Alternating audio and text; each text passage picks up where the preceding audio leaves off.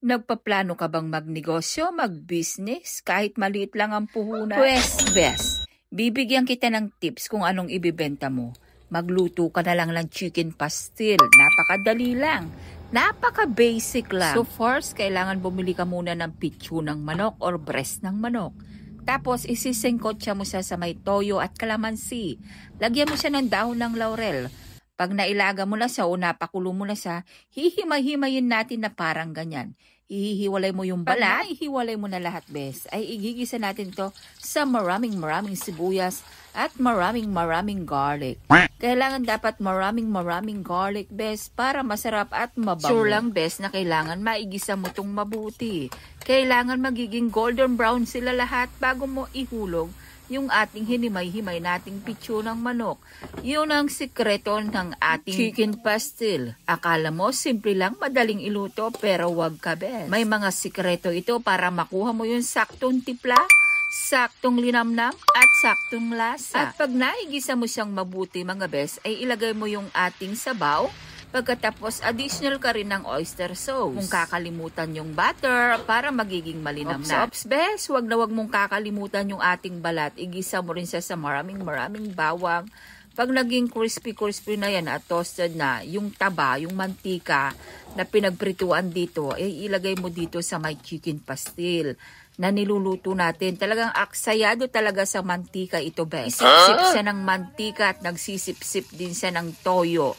Mga ingredients sinisip-sip nung laman. Kaya naghalo din ako ng konting toyo ng jowa mo. Pagkatapos ay konting kalamansi. Para masarap kalamansi ang ilagay mo, bes.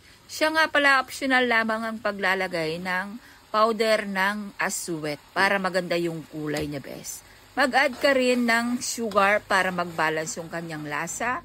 Halu-haluin mabuti hanggang sa maigana ito. Tapos, kung ayaw mo lang maanghang, huwag mong lalagyan ng sili. Dahil nga napakamahal ng presyo ng sili po ngayon. Biruin mo, ang isang piraso ng sili na red ay 10 piso or 5 piso dito sa amin sa Pangasinan. What? Napakamahal, bes. Kaya ang nilagay ko na lang yung chili garlic or chili powder ang ilagay mo, bes, para malasa.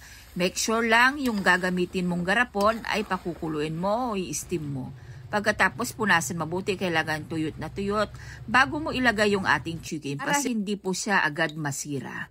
Tapos, wag mong kakalimutan yung kanyang leveling, bes. Yung pangalan mong ilagay mo para aesthetic, ganun ba? Siyempre, wag mong kakalimutan lagyan ng salt para hindi matapon yung kanyang sabaw or mantika. May nabibili naman yan yung kumpleto garapon sa kayong pang-salt sa aking yellow basket, bes. Tignan mo na lamang po, isi-share ko ang links. Siya nga pala, mga bes, namuhunan po ako dito ng 1,000. At nakagawa po ako dito ng 9 na piraso na ibenta ko bawat isa 150. Bali, tumubo po ako dito ng 350 pesos. Hindi na masama, bes. Kaya kung ako sa'yo, gumawa ka na rin ng chicken pastel at ibenta mo na. So ayun lang, bes. Ready to deliver na po ito. Si Sir ko lang. Ingat. God bless. Bye!